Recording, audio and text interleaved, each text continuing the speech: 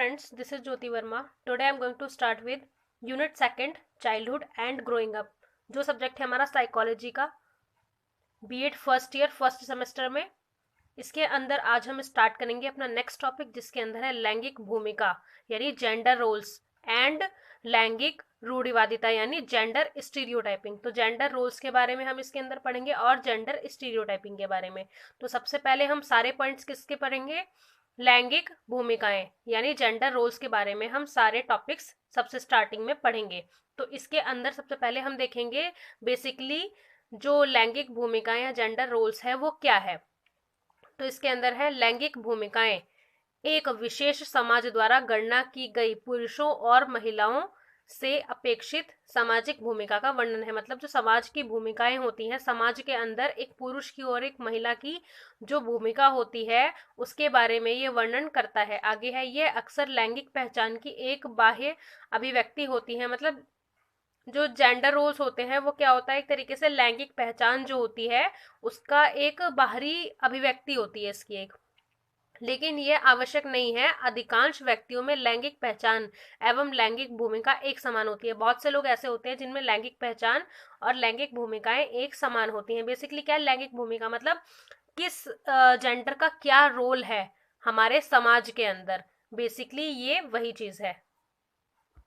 Next हम देखेंगे लैंगिक भूमिकाओं के आवश्यक गुण क्या क्या हैं। तो इसके अंदर essential attributes of gender roles. तो इसके अंदर फर्स्ट पॉइंट है हमारा, लिंग पुरुषों तथा महिलाओं की भूमिकाओं द्वारा उत्तरदायित्वों को संदर्भित करता है। मतलब लिंग जो है, जेंडर जो है, वो पुरुषों और महिलाओं की भूमिकाओं को, मतलब उनके रोल्स को समाज के अंदर, उनके उत्तरदायित्वों को कि क्या उनकी रिस्पॉन्सिबिलिटी है उसको संदर्भित करता है। क्योंकि महिलाओं के अलग काम होते हैं हमारी सोसाइटी के हिसाब से और पुरुषों के अलग काम होते हैं।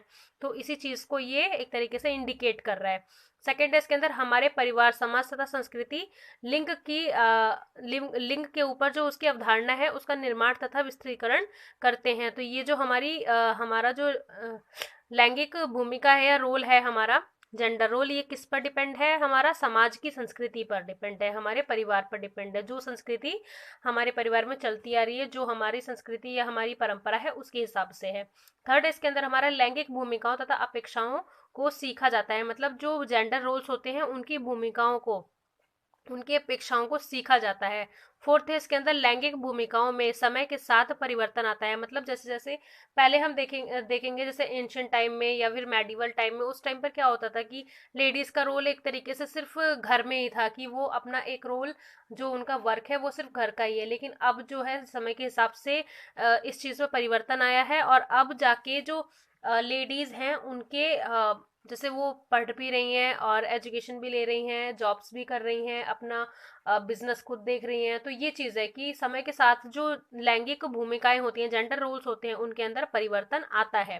फिफ्थ है इसके अंदर हमारा लैंगिक अध्ययन तथा अवधारणाओं ने समाज में महिलाओं के समन्वय को बदलने हेतु मार्ग प्रशस्त किया है। तो यही है कि मतलब जो लैंगिक अध्ययन है, जो जेंडर स्टडी है, उसने क्या किया है, जो मिसकंसेप्शंस होते हैं या फिर उनकी अवधारणाएं होती हैं उसको बदलने में बहुत ही सहायता प्रदान की है। एक मार्गदर्शन, एक गाइडेंस दिया है जेंडर स्टडी ने जेंडर रोल के लिए।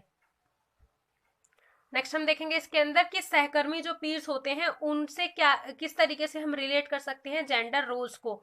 तो इसके अंदर हम ऐसे ही रिलेट करके देखेंगे कि सबसे पहले जेंडर रोल किस तरीके से रिलेट करता है पीयर्स, यानी जो हमारे सहकर्मी, हमारे साथी होते हैं, हमारे फ्रेंड्स होते हैं उनसे। सहकर्मी भी कई मानकों में लैंगिक अंतर के समाजीकरण में योगदान देते हैं। मतलब जो सहकर्मी या हमारे फ्रेंड्स या हमारे पीयर्स होते हैं वो क्या करते हैं, जो कई मानक होते हैं उनके लैंगिक अंतर, जो एक जेंडर डिफरेंस होता है, उसके समाजीकरण में योगदान देते हैं।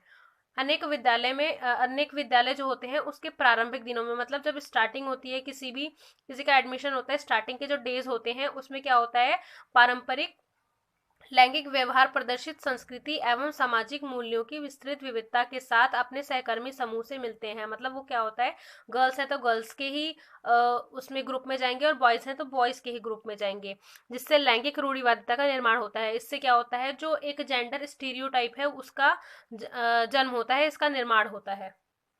नेक्स्ट देखेंगे हम विद्यालय यानी जो स्कूल्स होते हैं उनमें जो जेंडर रोल्स हैं उसका क्या एक तरीके से रोल है। तो इसमें सबसे फर्स्ट पैराग्राफ हम देखेंगे, विद्यालय एक महत्वपूर्ण संस्था है। विद्यालय जो है वो एक ऐसी संस्था है, एक ऐसा इंस्टीट्यूट है जहाँ जो युवा बालक होते हैं उनके लैंगिक दृष्टिकोणों तथा व्यवहार का समाजीकरण किया जाता है। मतलब जो उनके दृष्टिकोण होते हैं उनका एक तरीके से समाजीकरण, सोशलाइजेशन किया जाता है और उनके व्यवहारों का भी, उनके बिहेवियर का भी सोशलाइजेशन वहां पर किया जाता है। बालों की अनुभूति एवं व्यवहार में लैंगिक भेदभाव के सामान्य दृष्टिकोण को उनके संबंधित शिक्षकों तथा सहपाठियों द्वारा आकार दिया जाता है। मतलब जो बालक होते हैं, sorry it's a mistake in its बालकों की अनुभूति जो होती है या उनके व्यवहार होते हैं उनमें क्या होता है, लैंगिक भेदभाव के सामान्य दृष्टिकोण, उनके जो लैंगिक भेदभाव होते हैं, जेंडर डिस्क्रिमिनेशन होता है, उसका जो सामान्य दृष्टिकोण होता है उनसे संबंधित शिक्षकों तथा सहपाठियों द्वारा आकार दिया जाता है ताकि वो बच्चे क्या ना करें, जेंडर डिस्क्रिमिनेशन ना करें एक विद्यालय के अंदर या कक्षा के अंदर। नेक्स्ट इसके अंदर विद्यालयों में संस्कृति जो होती है वहाँ की, उसके सांस्कृतिक एवं सामाजिक प्रथाएं जो होती हैं बालकों को प्रभावित करती हैं। मतलब उससे क्या होता है, बालकों पर प्रभाव पड़ता है, विशेष रूप से जिस तरह वे उसे उसके विपरीत लिंग के सहपाठियों को देखने के तरीकों को प्रभावित करती है। मतलब वो क्या होता है, क्लास के अंदर या विद्यालय के अंदर जो सांस्कृतिक और सामाजिक प्रथाएं होती हैं वहाँ की, वो उनको बहुत ज़्यादा प्रभावित करती हैं। और अगर उनके जो सहपाठी होते हैं वो अपने लिंग के हिसाब से सहपाठी उनका एक ग्रुप बनता है और उनके तरीकों को ही वो देखकर प्रभावित होते हैं आपस में। आगे है लड़के लड़कियां लिंग की संरचनाओं का उत्पादन करते हैं। मतलब लड़के लड़कियां जो हैं वो क्या करते हैं, उनकी जो लिंग की संरचना होती है उसका उत्पादन करते हैं जो सहपाठी समूह तथा व्यापक समाज में फिट हो। मतलब वो ऐसे इसी तरीके से एक ग्रुप बनाया जाता है जो एक समाज के लिए सही है, समाज के हिसाब से फिट होता है कि गर्ल्स गर्ल्स के साथ ही ग्रुप बना सकती हैं और बॉयज बॉयज के साथ ही ग्रुप बना सकते हैं। तो ये चीज है कि जो जेंडर रोल्स होते हैं वो अलग अलग तरीके के विद्यालय में भी होते हैं। नेक्स्ट हम देखेंगे जो हमारा पाठ्यक्रम होता है, जो हमारा करिकुलम होता है, उसके अंदर जेंडर रोल क्या है। फ्रांसीसी एवं स्कैटलैंड के अनुसार, मतलब ये एक राइटर है, इनके अनुसार क्या है, यह विद्यालय ही है जहां लैंगिक संरचना जो होती है उसका एक जो स्ट्रक्चर होता है वो विद्यालय में ही होता है जहां लैंगिक संरचनाओं का दबाव कम है। मतलब यहाँ पर होता तो है लेकिन वो एक तरीके से वहां पर समानता अगर है तो लैंगिक जो डिस्क्रिमिनेशन होता है, एक तरीके से जेंडर डिस्क्रिमिनेशन होता है, ये वहां नहीं पाया जाएगा। तो इसके अंदर है यह विद्यालय ही है जहां लैंगिक संरचनाओं का दबाव कम है कि लड़के बेहतर करते हैं तथा जो रणनीतियां होती हैं जो लिंग की संबंध परक रचनाओं को कम करने हेतु कार्य करती हैं, जो लड़कों की उपलब्धियों को सुविधाजनक बनाने में सर्वाधिक प्रभावी हैं। आगे है सबा 2005, ये भी एक राइटर है, इनके अनुसार क्या है, इन्होंने कहा उन मुद्दों पर प्रकाश डाला है। मतलब इन्होंने उन मुद्दों पर प्रकाश डाला है जो एक लड़की की शिक्षा को प्रभावित करते हैं। मतलब ये ऊपर जो राइटर है उन्होंने लड़कों की शिक्षा पे प्रभाव डाला है और इन्होंने लड़कियों की शिक्षा पर प्रभाव डाला है, शिक्षा को प्रभावित करते हैं। इससे कक्षा में लड़कियों से जो भेदभाव होता है, लड़के एवं लड़कियों के बीच वार्तालाप होता है, लिंग का शिक्षा जो एक जेंडर एजुकेशन होती है तथा अन्य दबे छिपे पाठ्यक्रम पर प्रभाव शामिल है। मतलब इन्होंने क्या किया, ऐसे पाठ्यक्रम ऐसे करिकुलम पर प्रभाव डाला या उनको एक तरीके से बाहर निकालने की कोशिश की जो जेंडर रोल्स पर या जेंडर एजुकेशन पर आधारित है। इस छिपे हुए पाठ्यक्रम में गणित है, विज्ञान आदि जैसे विभिन्न विषयों के पठन, लेखन तथा समझ के अलावा विद्यालय में बालकों को सिखाए जा रहे अनकहे तथा अनधिकृत मानदंड, व्यवहार एवं मूल्य शामिल है। मतलब इनके हिसाब से जो गर्ल्स की एजुकेशन है और उनको किस तरीके से इम्प्रूव किया जाए, कैसे कैसे करिकुलम का निर्माण किया जाए और किस तरीके से उनको पढ़ाया जाए। तो ये चीज है कि ये लैंगिक जो भूमिकाएं होती हैं, जेंडर रोल्स होता है, ये पाठ्यक्रम में भी दिखता है। नेक्स्ट हम देखेंगे विद्यालय पाठ्य पुस्तक यानी स्कूल टेक्स्ट बुक। तो विद्यालय पाठ्य पुस्तक के अंदर किस तरीके से हम जेंडर रोल्स को देखेंगे। विद्यालय पाठ्य पुस्तकें विभिन्न प्रकार की होती हैं, वो कई प्रकार की होती हैं, कई टाइप्स होते हैं तथा छात्रों को विभिन्न क्षेत्रों के जो विषय होते हैं, वहाँ जो स्कोप है, वहाँ के जो विषय होते हैं उनमें एक संगठित ज्ञान जो है वो प्रदान करती है। 19वीं सदी के टाइम के जो विद्यालय हैं उसमें पुस्तकें अधिकांश बालकों के लिए प्राथमिक शिक्षण साधन बन गई हैं। मतलब सबसे पहला साधन क्या है, वो पुस्तक ही है बच्चों के लिए। तो इसमें है विद्यालय की पाठ्य पुस्तकें एक विशिष्ट क्षेत्रों में एक ज्ञान प्रदान करती हैं। जैसे बालकों को विज्ञान तथा सामाजिक विज्ञान दोनों का अध्ययन वर्तमान एवं भूतकाल दोनों के बारे में ज्ञान प्रदान करने के लिए कराना होगा। तो इसके अंदर क्या है, विद्यालय की पाठ्य पुस्तकों के अंदर जेंडर रोल्स से रिलेटेड क्या चीजें पढ़ानी होंगी, उसके अंदर सामाजिक विज्ञान बालकों को पढ़ाना होगा, जिससे वो वर्तमान की और भूतकाल की दोनों प्रकार का ज्ञान ले सके। नेक्स्ट हम देखेंगे कक्षा प्रक्रियाएं। इसके अंदर क्या है, क्लासरूम प्रोसेस के अंदर क्या है, जेंडर रोल्स। कक्षा में लैंगिक भेदभाव को सामान्यतः लगभग सभी शिक्षकों द्वारा अस्वीकार किया गया। मतलब शिक्षक क्या है, वो लैंगिक भेदभाव को सपोर्ट नहीं करते। मतलब जो एक तरीके से जेंडर डिस्क्रिमिनेशन है कि लड़कों को इस तरीके की फैसिलिटी मिलनी चाहिए, लड़कियों को इस तरीके की, वो सबको एक समान समझते हैं। तो इस चीज को वो अस्वीकार करते हैं। उनका कहना है कि कक्षा में लड़कों तथा लड़कियों में कोई भेदभाव नहीं है। मतलब इसके अंदर कक्षा के अंदर किसी भी जाति, धर्म या फिर किसी भी लिंग के आधार पर कोई भी भेदभाव नहीं है, कोई भी डिस्क्रिमिनेशन नहीं है। वे दोनों लिंग के साथ समान व्यवहार की पुष्टि करते हैं। एक शिक्षक द्वारा यह कहना सामान्य है। नरेंद्र का आत्मविश्वास, मतलब जैसे हम एक लड़के का एक लड़की का एग्जाम्पल लेंगे, इसके अंदर यह कहना सामान्य है एक शिक्षक के अगर हम उसके द्वारा देखें तो नरेंद्र का आत्मविश्वास दर्शाता है कि वह बहुत अच्छा नेता बनेगा, जबकि सुधा का देखभाल करने वाला स्वभाव है। तो ये टीचर्स के अकॉर्डिंग हम देखें तो उनके आधार पर कहना ये सामान्य है, क्योंकि जिसके अंदर जो क्वालिटी दिखती है टीचर्स उसी को कहते हैं। नेक्स्ट हम देखेंगे छात्र शिक्षक वार्तालाप, यानी टीचर स्टूडेंट जो कॉन्वर्सेशन होती है उसके अंदर जेंडर रोल क्या है। सामान्यतः छात्र शिक्षक वार्तालाप के दौरान लड़के अधिक मुखर, आक्रामक एवं स्पष्टवादी होते हैं। मतलब लड़कों का जो रोल होता है वो क्या है, एक तरीके से वो अग्रेसिव होते हैं, बहुत ज्यादा मुखर होते हैं और स्पष्टवादी होते हैं। जहां तक कि शिक्षक भी पुरुष एवं नारी दोनों में अगर देखें तो लड़कों की लड़कियों से अधिक प्रशंसा आलोचना करते हैं। शिक्षक मतलब जो उनके वार्तालाप में देखा गया है कि वो लड़कों से ज्यादा लड़कियों से ज्यादा लड़कों की एक तरीके से प्रशंसा करते हैं, और इसमें ये एक आलोचना है। साइडर 1994 के अनुसार क्या है, शिक्षक एक छात्र के बीच वार्तालाप पुरुषों को प्रकाश में लाता है। मतलब जो शिक्षक से अगर कोई छात्र की वार्तालाप है, शिक्षक एवं छात्र की जो वार्तालाप है, कॉन्वर्सेशन है, उसके अंदर क्या है, पुरुषों को प्रकाश में लाता है, पुरुषों को आगे लाता है तथा महिलाओं को दरकिनार करता है। इसका मतलब क्या है कि उनको पीछे रखकर लड़कों की ज्यादा इसमें प्रशंसा की जाती है अथवा अविभाज्यता की ओर ले जाता है। ये क्या करता है, उसमें विभाजन की ओर, अविभाज्यता की ओर ले जाता है। नेक्स्ट हम देखेंगे सेकंड पार्ट। हमने पूरा किया अपना जेंडर रोल्स, और अब हम स्टार्ट करेंगे अपना बी पार्ट, जिसके अंदर है हमारा लैंगिक रूढ़िवादिता यानी जेंडर स्टीरियोटाइप्स। तो इसके अंदर क्या है, जैसे जैसे हम बड़े होते हैं हम विभिन्न स्तरों से सीखते हैं, मतलब अलग अलग प्रकार से, अलग अलग स्रोतों से सीखते हैं कि हमारी जो लैंगिक पहचान है, जो हमारा एक तरीके से जेंडर आइडेंटिटी है, उसके संदर्भ में हमसे क्या आशा की जाती है। आगे है अभिभावक, विद्यालय, पुस्तकें, मीडिया, साथियों का दबाव आदि। मतलब इनमें इनके दबाव से एक तरीके से ये आशा, इसके अंदर क्या है कि लैंगिक जो पहचान है ये किस तरीके से,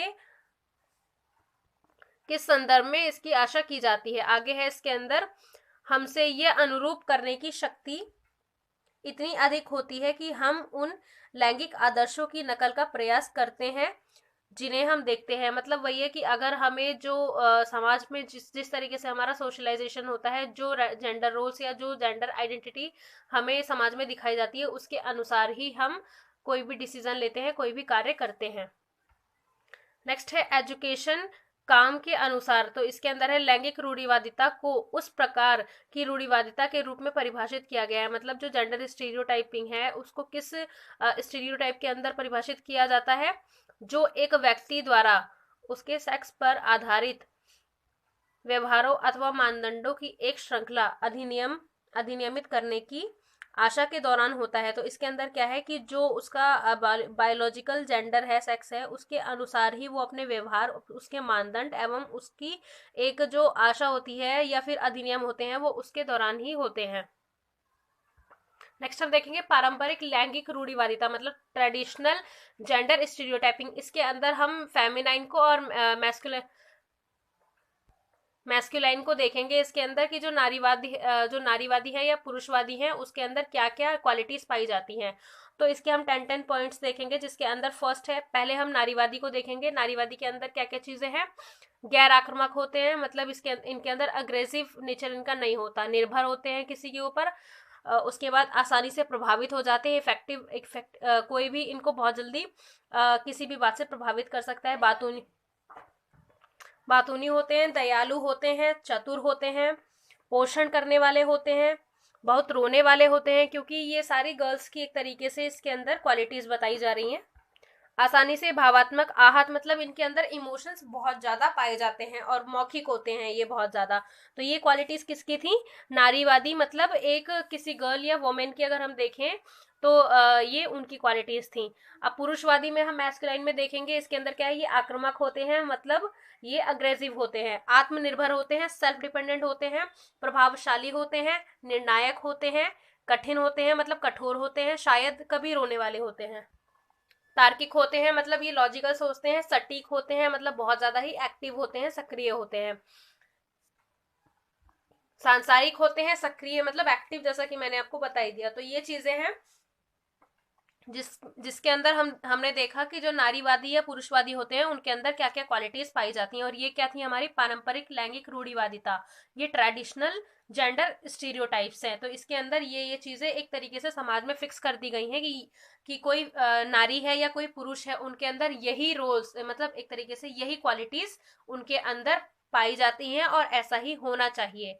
जरूरी नहीं है कि अगर जो फीमेल है वो आक्रामक हो गई, या फिर अगर पुरुष है तो वो गैर आक्रामक है, तो ये एक तरीके से समाज का जो सिस्टम है उसमें फिट नहीं बैठेगा।